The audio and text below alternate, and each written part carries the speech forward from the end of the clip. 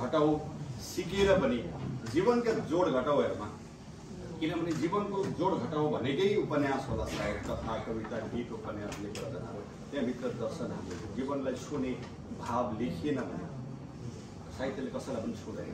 एउटाखेरि उहाँले यो भन्दा पहिला सप्तकोशी किनारा लगायतका विभिन्न कृतिहरु पनि लेख्नु भएको छ।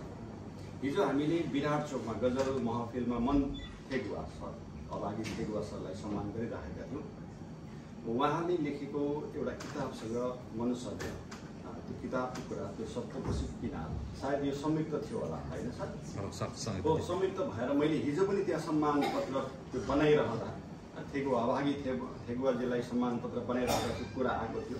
अनि आज मनुष्यसँग भेट भएर त्यो कुरा थाहा पाउँदाखेरि उहाँहरू सँगै हुनुहुन्छ धेरै कुराहरू त्यो साहित्यमा वा त्यो क्षेत्रमा उहाँहरू लामो समयदेखि आबद्ध हुनुहुन्छ त्यो क्षेत्रमा थाहा पाउनु भन्ने कुरा त्यहाँबाट पनि थाहा पाएँ।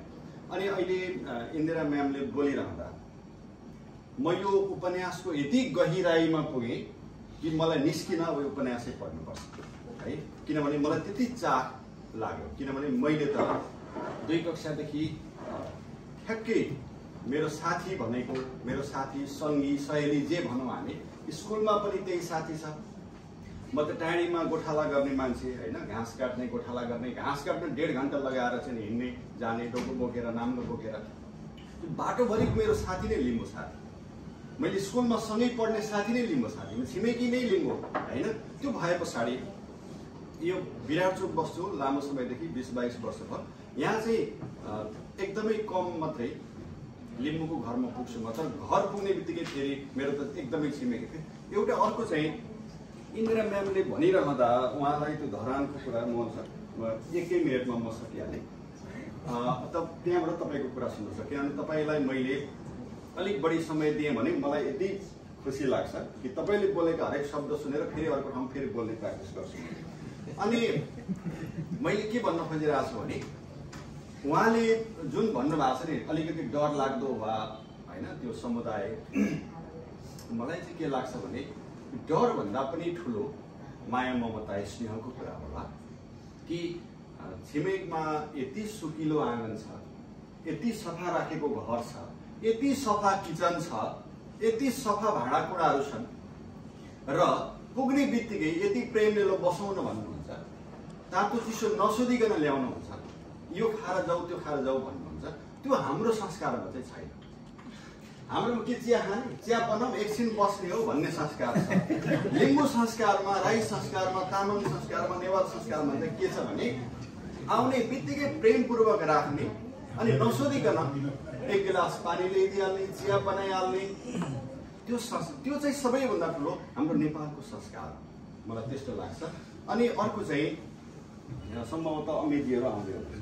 अमितजी र पराजित पोमुसँग मैले एउटा सल्लाह म गरिरहेको छु कि यो अनेकतामा एकता अथवा विविधतामा एकता सबै भाषाका कविहरूलाई बोलाएर नजरेका फुलहरूले एउटा काव्य गोष्ठी जस्तो हामी 15-20 वटा भाषामा हैन यो भाषा खोज्ने भने त फेरि यही सम्भव रहेछ। यहाँ तपाईँ विचार गर्नुहोस्, हाम्रो प्रदेश पनि पुग्नु पर्दैन, झापा मोरङ सुनसरीमा मात्रै हामीले भाषाभाषीको कविता लेख्ने सर्जकहरू खोज्यौँ भने 20 वटा भाषाको सर्जकहरू पत्ता लाग्यो र गुरुङ भाषा अलिकति गाह्रो लागेर हामीलाई गुरुङ भाषाको पनि सम्भव भएको भने पछाडि त्यो एउटा कार्यक्रम पनि गर्दैछौँ। यहाँसँग फेरि भेट पनि हुनेछ र अन्तिममा मनुष्यलाई उपन्यासको लागि हार्दिक बधाई ज्ञापन गर्छु।